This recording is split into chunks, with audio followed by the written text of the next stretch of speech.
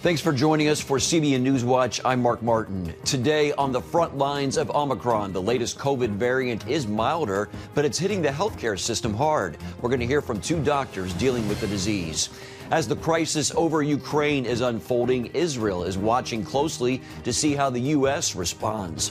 In Finland, a Christian member of parliament on trial for hate speech. Could that trial lead to the Bible being censored in that country? Plus, there's new research showing that men play a big role in influencing their partner's decision when it comes to abortion. For both women and men, both post-abortive women and men are both saying that the guy is the most influential in the abortion decision. But for so long in the pro-life movement, we haven't really tried to engage men, even though he's the most influential. We have more coming up. Then later.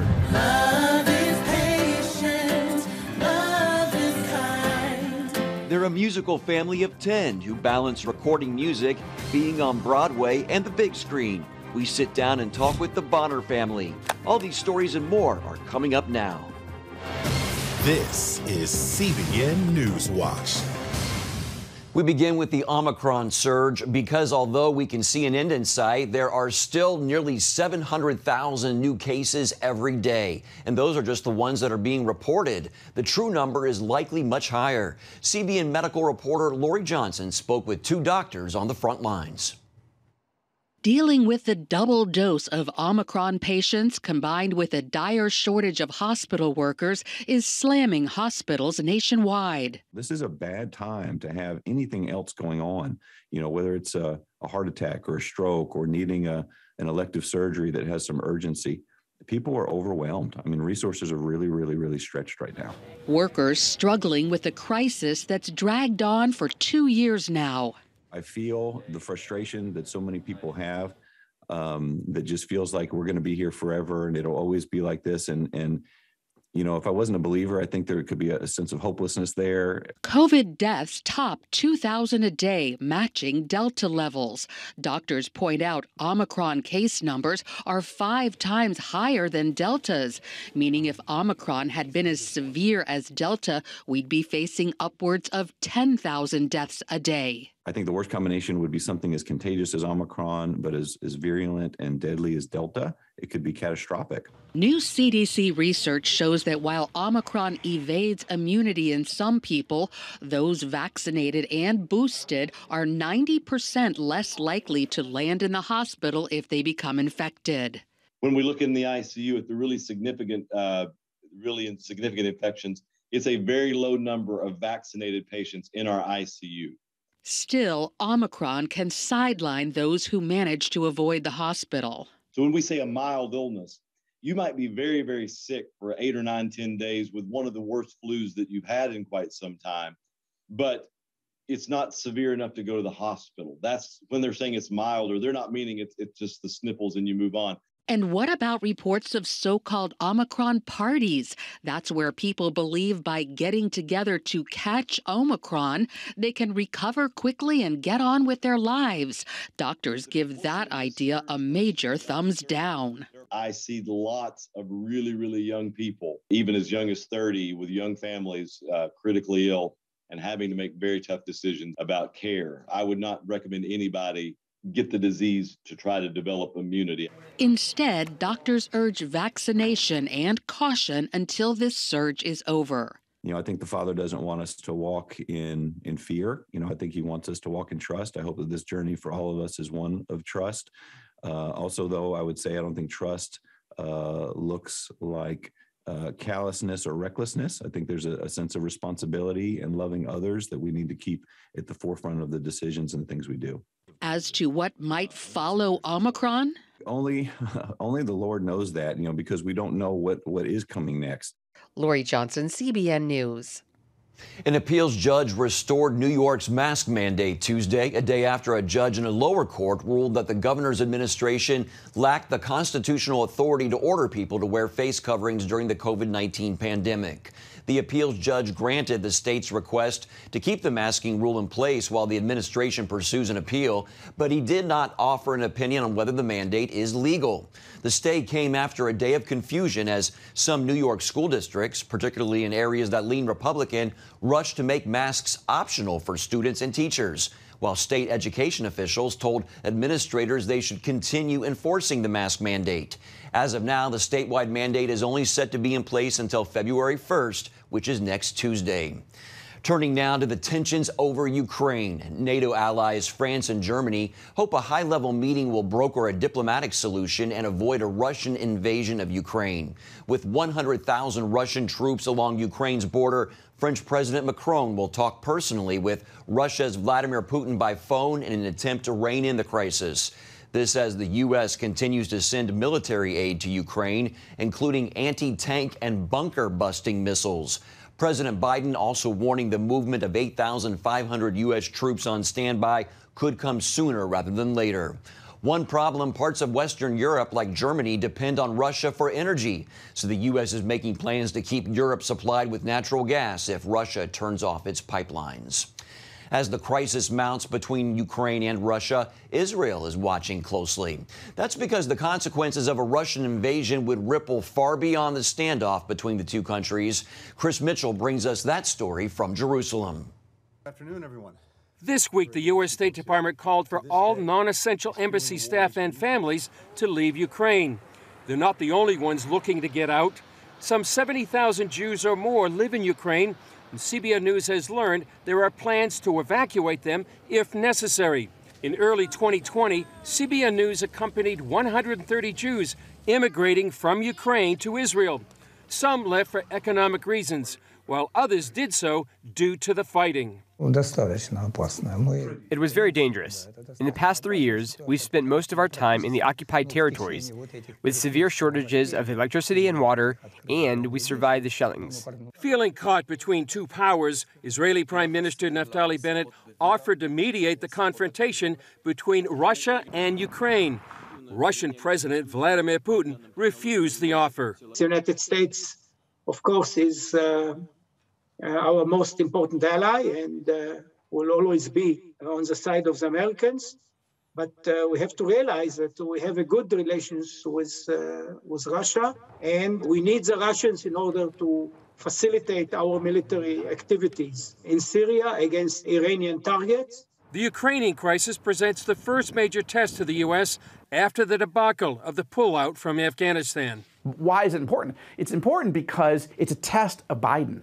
What's happening is because of the failure of Biden to be and look strong in Afghanistan, the fact that he surrendered to the terrorist Taliban regime in Afghanistan means that every other enemy in the world is saying, well, if Biden can't handle the Taliban, what can we do? What could we get? Inbar says one enemy watching is China. Of course, if they are not going to show a strong position in Europe, the Chinese will believe that America is, what they used to say, is a paper tiger.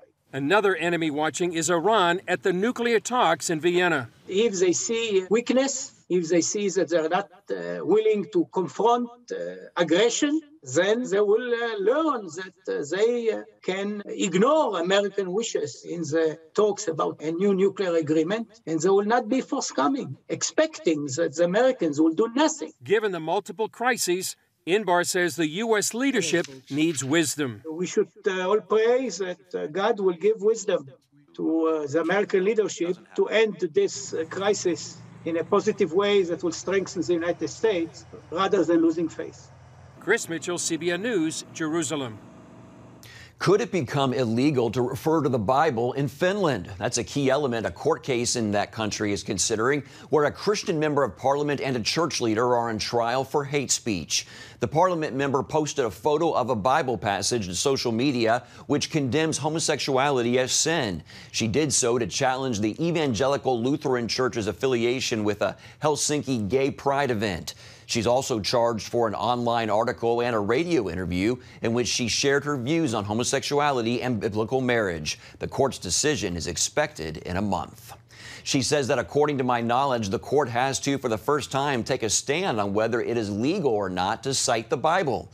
And you can read much more about this story, including her defense for her actions, on CBNNews.com. A big move is coming for the economy, consumers, and financial markets, as the Federal Reserve is expected to signal its plans to begin raising interest rates in March for the first time in 3 years. The Fed's action would come as inflation has reached the highest level in 40 years, hitting especially in key areas like food and gas for cars.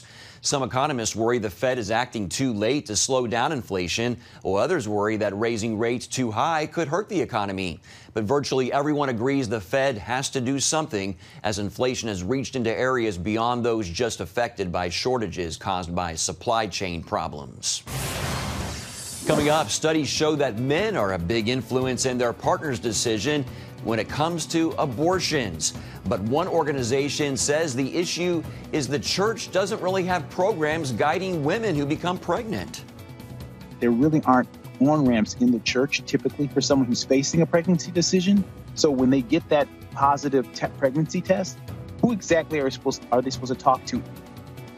We'll have more on this coming up after the break. Stay with us.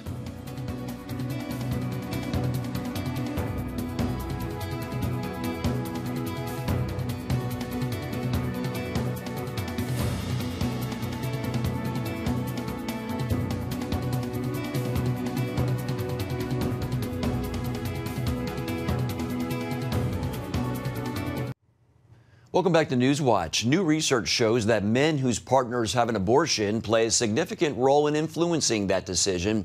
4 in 10 say they encouraged the abortion. The top reasons include finances, not feeling ready to be a father, and relationship issues.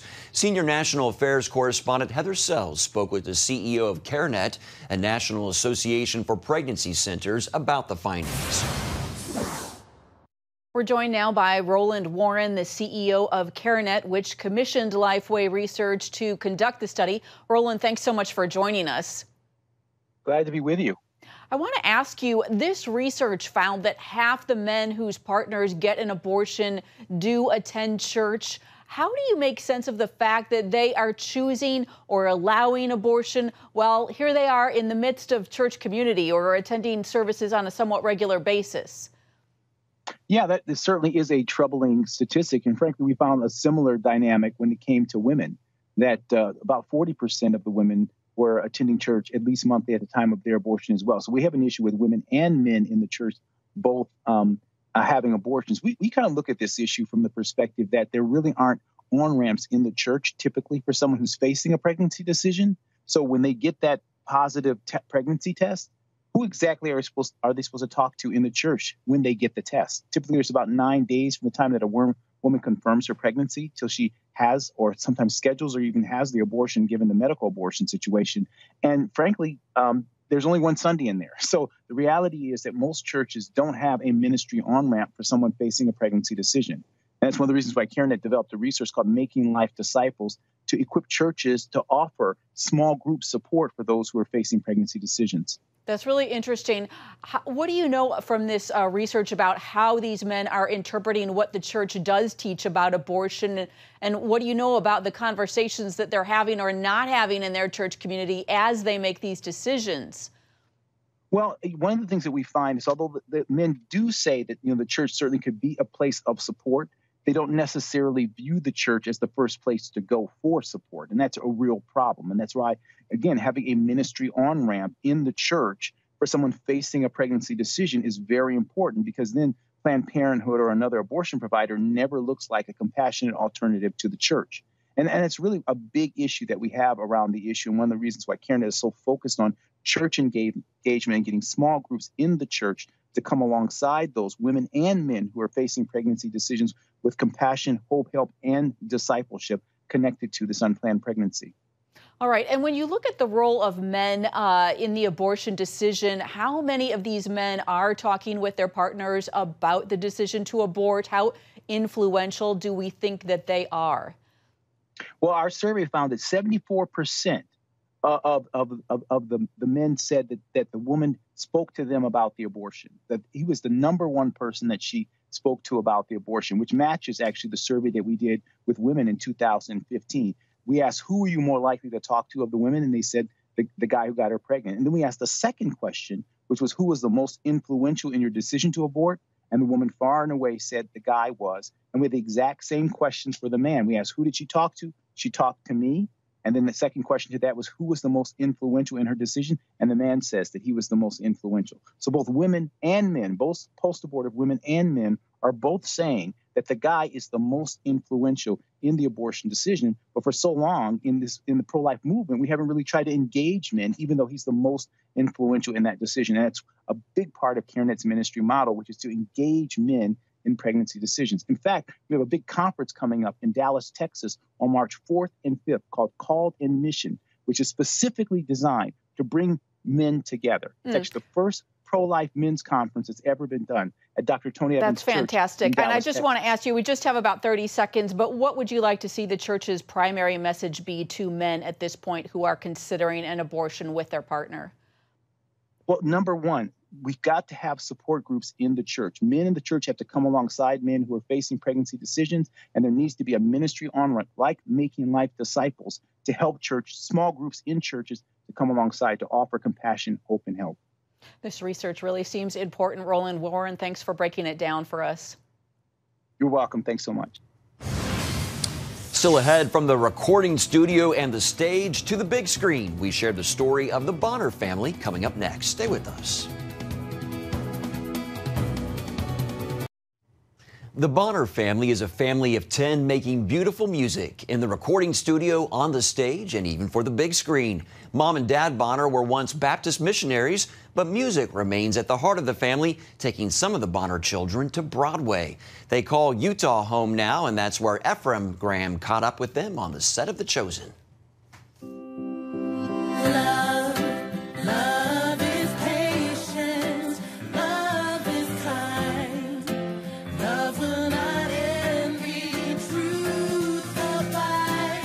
Am I right in reading there's 8 children? There are 8.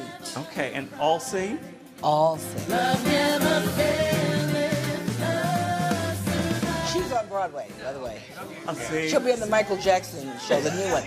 Oh, what? See? And she was in Color Purple off Broadway. I'm making you promises today.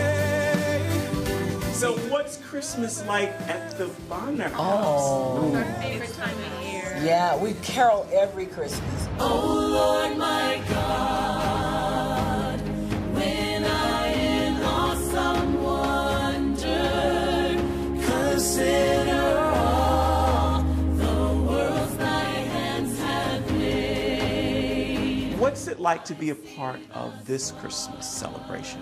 You guys, I'm imagining, are familiar with the Chosen series. What's it like to be a part of this? Oh, The Chosen? It's the biggest Chosen fans in the world. Oh, yeah.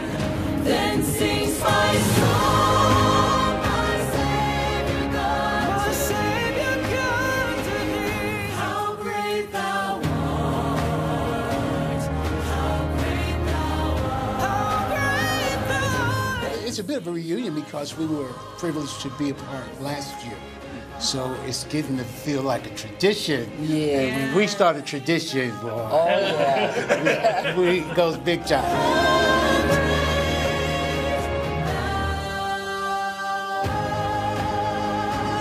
Where was the singing born for you guys as a family? What happened? Mom? And Dad. Oh, wow. Yeah, Harry was boys choir school. Archbishop Boys Choir. Yeah. We'll find a place where God for us prepared. Our great aunts and uncles had a singing group. Oh, yeah. A gospel singing Bonner group. family. Bonner family, my father's side in Cincinnati, Ohio. And so they kind of helped trailblaze the way for gospel music. Right. Yeah, in fact, she was one of the founders of gospel music with Tom Storacy. Really? Yes. Great spot. Yes. Okay. We'll make the air with music ring, shout praises to our God and King. And so I've been teaching voice. So I taught all my kids voice, and they've always been at all our shows. Me and Harry put shows on, and we put the kids in it. All is well. Well, before I let you go, you got to sing something. before our journey's through. 1, 2, 3, 4. All right, it will be all right. And that'll get you going today. Well, for more from the Bonner family, be sure to follow them on all of their social media platforms. And you can catch an all-new episode of Studio 5 tonight at 8:30 Eastern on the CBN News Channel, or you can watch it on the CBN News app. Coming up, it's some fun in the snow with a furry friend. We're going to show you right after this. Stay with us. Watch breaking news, in-depth exclusive stories and programs from health to entertainment you won't find anywhere else. The CBN News Channel, a perspective you can trust. Enjoy credible news reporting from around the world. Discover inspiring programs and stories of hope, all in one place from a Christian perspective. The CBN News Channel, a perspective you can trust. To watch the CBN News Channel, download the app or visit cbnnewschannel.com. Heavy bands of snow have been the norm recently for many Americans. With all of this snow, it's the perfect time for children and adults to have some fun. But some may say this furry friend you're about to see named Keely is having more fun than the rest of us. Take a look.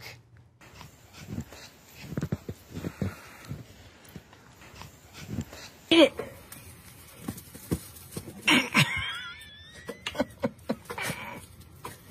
Get it, get it, get it. Get it. Yeah, that's great. It's like a cat when it sees one of those lasers. The excitement from this dog should remind us all about the necessity to have a little fun sometimes. Isn't that the truth? Well, that's going to do it for this edition of CBN News Watch. Remember, you can find more of our news programs on the CBN News Channel anytime or online with cbnnews.com. Also, tell us what you think about the stories you've seen by emailing newswatch@cbn.com or talk to us on Facebook, Twitter, and Instagram. Before we leave, here's some great music from a great family, the Bonner family, with a song called Charity. May it encourage your heart today. Thanks for joining us.